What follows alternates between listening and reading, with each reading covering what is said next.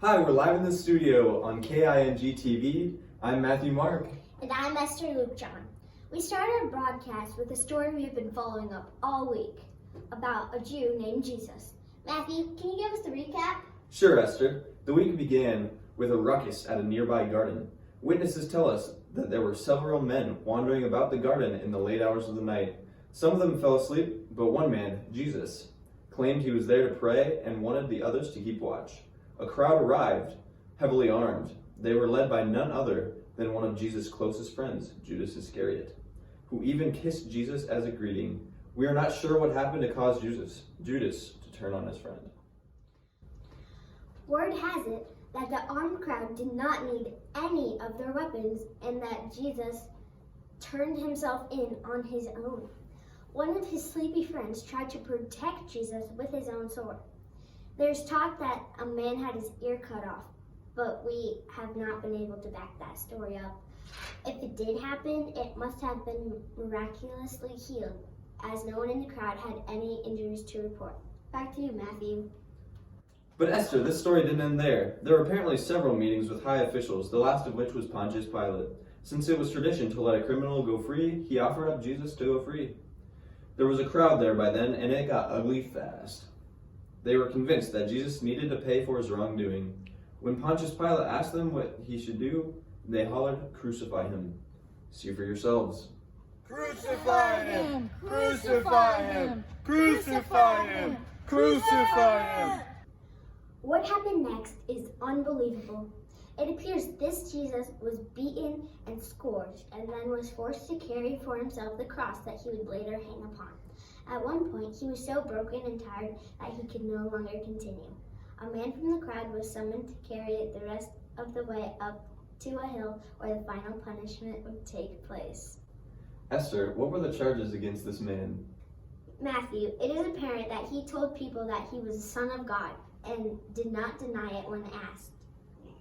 If you thought that part was unbelievable, listen to this. Jesus ended up getting crucified. As he hung on the cross, the crowd made fun of him, throwing things at him, and even sold off his clothes. But listen to this. He looked up to the sky and said, Father, forgive them.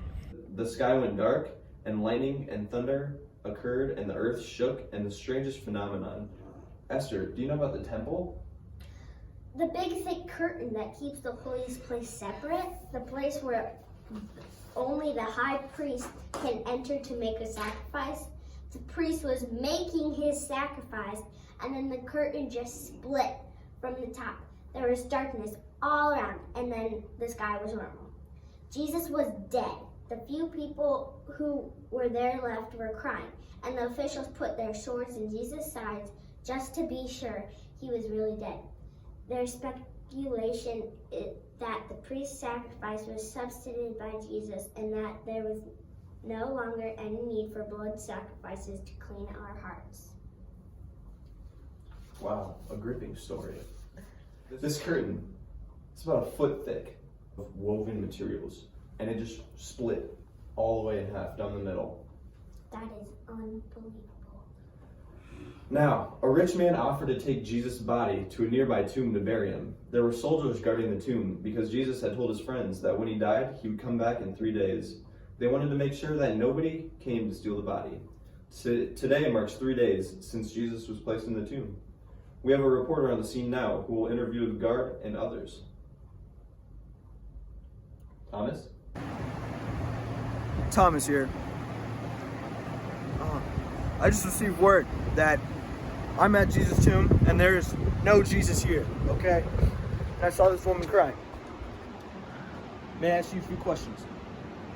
What is happening? Says, I just came in and she says, so did I. Stop! Ah! Do not be alarmed.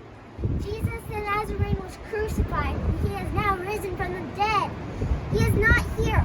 Go tell everyone! You heard it here firsthand. Jesus is not here. Go tell everyone. Back to you in the studio. There you have it. It looks like Jesus rose from the dead. Since he was without sin, his death will cover any sins that I have made or even that you all have made. All you need to do is believe in him. His death is the punishment for all our wrongs. That concludes our newscast, but it isn't the end of the story. Just ask Jesus to be in your heart and your sins will be forgiven. And now for the sports.